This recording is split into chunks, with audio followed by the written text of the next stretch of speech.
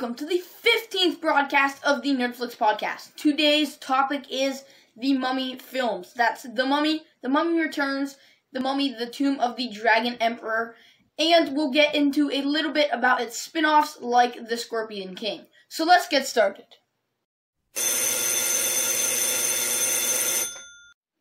Hey, it's time for Nerdflix!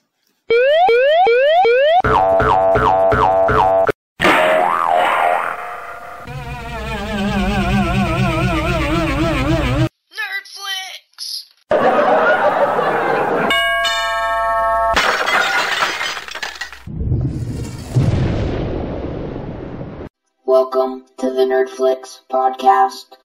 The Mummy trilogy is some really good films. I don't know many people who have seen them or even like them, but I do think they are some really good movies. And they really are some of my favorites. They're very similar to the Indiana Jones films, but not too similar that it seems like a ripoff. It's still very original, and that's what I like about them. So the Mummy films are excellent films. So The Mummy is about this guy named Rick O'Connell who used to fight in, I guess, this like army, and he was fighting in this town in Egypt, in this abandoned city, where basically this thing, the spirit, arose from a tomb they had opened, and they chased everyone away, and he just barely made it out, and we see him later on in the movie as well as some characters, Evie and her brother John. John's not much of an important character, but he is a very fun character. And, of course, they do awaken a mummy, just like in the name of the movie. And, of course, the mummy is causing some problems, and eventually they have to basically just get rid of the mummy. And it is a really good film overall. At one point, towards the beginning of this movie, we see a scene where one of the main characters, Evie, is a librarian, and she's working in a library. And she's basically using one of those library ladders to put some books on a shelf.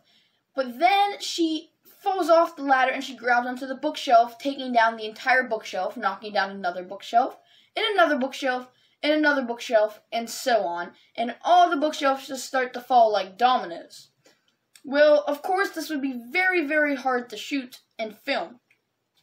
So they had to do this in one take, and they actually did it really perfectly in one take, and it was a good thing because it would have been super hard to reset all of that to shoot again. In one scene in the movie, one of the more iconic scenes of the movie, we are on a boat, and the boat is being attacked, and they must get off the boat, to survive.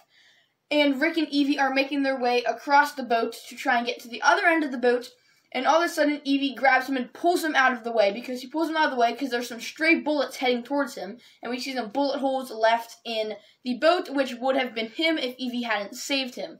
Well, this scene is very iconic and was chosen to happen last minute. This scene was written last minute. In fact, the idea was brought up the night before this scene was shot. The director and the writers thought this would be an interesting thing to do and an iconic thing to do, and it was. So they came up with that pretty last minute.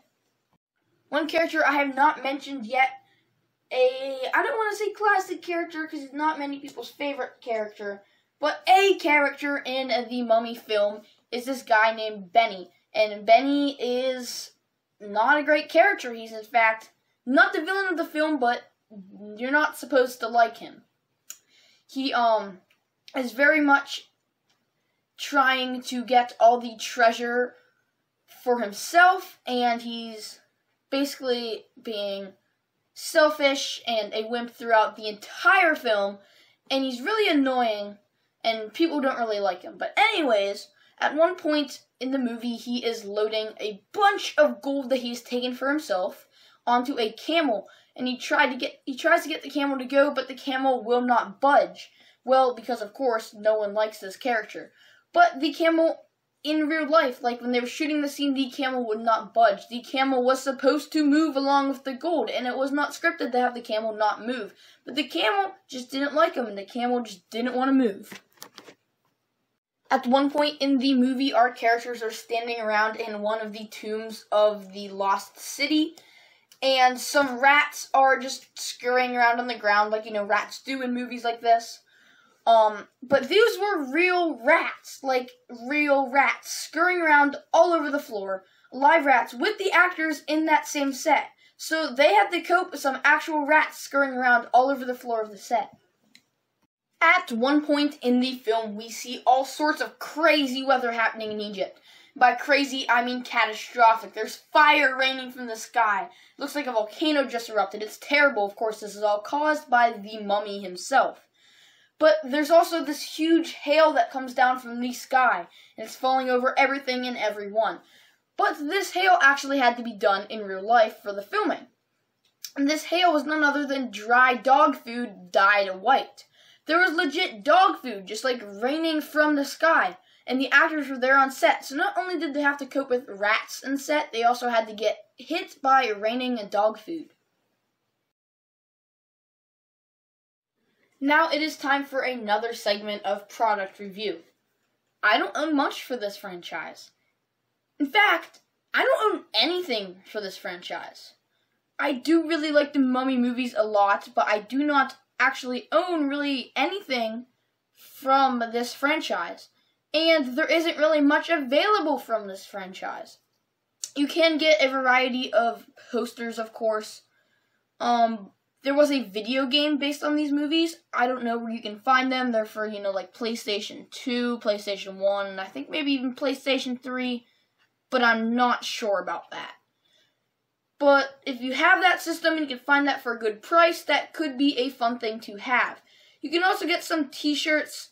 You can get one for about $24 on Amazon. That's a little pricey, but it is a good shirt. It's actually pretty funny. There is a classic quote from the film, looks to me like you're on the wrong side of the river. One scene where they are trying to get to the place where the mummy is buried, and they're racing against another team of researchers and archaeologists. And the other team ends up on the wrong side of the river, just like this t-shirt suggests. So this is a pretty fun shirt to get if you're willing to spend that much on a t-shirt. But there are some Funko Pops available for the Mummy. Well, I shouldn't say available though, because they're not available yet. They will be available in June. There are available pre-orders, but as far as I check, they're sold out pretty much everywhere. But they will be released in June, I believe June 11th, but I'm not sure. But so there are 3 Mummy Funkos that are going to be released this June. That's Rick O'Connell, Evie, and the Mummy himself. So they look like some pretty nice pops. The next movie we'll talk about is The Mummy Returns. And this movie is about, well, the mummy returning. In this movie, we meet Rick O'Connell's son, Alex. In this movie, he's about 8, 9, 10, around that area.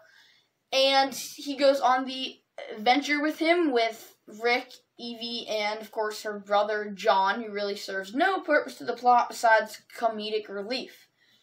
In this movie, like I said, the mummy returns along with the Scorpion King. The Scorpion King is another guy from ancient times. You could say he's a mummy, but he's really not. And the Scorpion King is played by The Rock. This is his first big cinematic appearance not related to wrestling. So that is a pretty interesting fact to know about this film. And throughout this film, we do some of the cool action sequences, just like the first one. And it is very similar to the first, but with its own new original story. And I did think this was a really good sequel. In this movie, like I mentioned, it has The Rock in it playing the Scorpion King. Well, in this movie, all the Scorpion King's lines are ancient Egyptian. So he had to learn ancient Egyptian and speak it to play this role. And that has to be pretty hard. Another problem for The Rock, on top of learning ancient Egyptian, is he got food poisoning and explains it as being one of the worst experiences in his life. He did get food poisoning while he was out shooting The Mummy Returns, and it was pretty bad for him. At pretty much the beginning of this movie, we see a scene where some mummies come to life at a British museum, and they have a whole action sequence on a double-decker bus through the streets of London. Well, to film this, since the movie does take place in 1933, they needed to get some vintage buses, basically, from 1933. So they found a vintage 1933 double-decker bus, and they decorated it with ads appropriate for that time period. So that's a pretty cool extra detail they added there. In this movie, for lots of scenes, they used hundreds of real scorpions and tarantulas. Hundreds. Throughout the movie, we do see like torches, characters holding torches as light, or just torches on the walls of like tombs and stuff. But those torches were really hard to keep lit because the torches only burned for about 3 minutes. So they were constantly relighting the torches because they only burned for 3 minutes. I've mentioned numerous times throughout this series that people have had onset injuries during movies. I mentioned it on Indiana Jones, and I mentioned it on Batman. There have been plenty of onset injuries in movies. But one of the most notable ones, I think, because it's pretty brutal, is that Brendan Fraser, playing the role of Rick O'Connell, did have numerous onset injuries during The Mummy Returns. Some incredibly bad, and some very permanent, and some that he felt for a very long time, including a torn spinal disc, cracked ribs, and a damaged knee. That's pretty brutal. And those are just some of the injuries people have suffered on the set of the Mummy films. The final film we'll cover today is The Mummy, the Tomb of the Dragon Emperor. This movie is pretty good. It wasn't that well received, considering it was like the third film, so people think they tend to get not so great as they move along, and I can agree with certain things, but I thought this movie was still pretty good. And yeah, overall, it was a pretty good film. This movie is based off the Terracotta Army. It is about an emperor coming back from the dead with the Terracotta Army as his army. It is a pretty good film. I did really enjoy it. Later on, they do visit the Himalayas, and we see some CGI'd Yetis that I wasn't a big fan of. And then they have a big fight with another undead army, and overall, it's a pretty good film. Like I mentioned, since this is based on a real tomb, some of the traps we see in the film are also based off of real traps. Part of the reason why the excavation on the Terracotta Army has been taking forever, one of the reasons is that there are a lot of traps set up. In the film, we do see people excavating the tomb with the Terracotta Army in it, and we see some crossbow traps that very nearly almost kill our main characters. But we know that will never happen because it's just the beginning of the movie. But these, among other things, are things they have actually found in that tomb. Throughout the movie, we do see the Emperor of China as a terracotta soldier and as a rotting mummy until the end of the film, when we see him as, or like basically like a real person. But part of the reason why we don't see him as like a real person towards the end of the film is that because the actor who played him was not available for most of the movie. So out of desperation, they came up with the idea to have him in terracotta and then later a rotting mummy. This is very similar to the thing they had to do with the puffins in Rise of Skywalker, if you listened to the Star Wars sequels episode. The Mummy almost had a fourth film. It was going to be called The Mummy 4: Rise of the Aztecs. And this movie was canceled, but it would have been maybe a really good film. Now, I did just mention The Mummy 4, but did I mention The Mummy 13? Yes, the Mummy Tomb of the Dragon Emperor is actually the 13th film to feature the word The Mummy in it. Of course, including the classic horror films such as The Mummy and all those other older horror monster movies. So this movie is the 13th film to include the Mummy in it. There is a spin-off of the Mummy franchise called The Scorpion King. Of course, taken directly from The Mummy Returns featuring the Scorpion King. And this spin-off series actually had 4 films. They weren't really that great, they were okay, but there are 4 films altogether. In fact, pretty much the third one and after that doesn't even have The Rock in it anymore playing the Scorpion King. But there were still 4 spin-off movies for The Mummy. Alright guys, that is it for this episode of the Nerdflix podcast. Join us next week when we start a 2-part series on the Harry Potter films. Part 1 covering film 1 through 4, and part 2 covering 5 through 7/8, because 7 split into parts. It's kind of complicated, but that is 4 films each. So I hope you listen to that next week, and until then, I will see you next time on Nerdflix.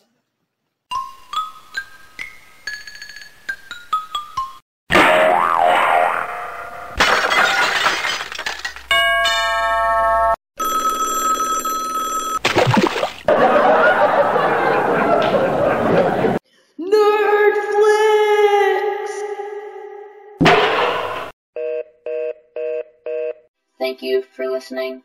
Goodbye.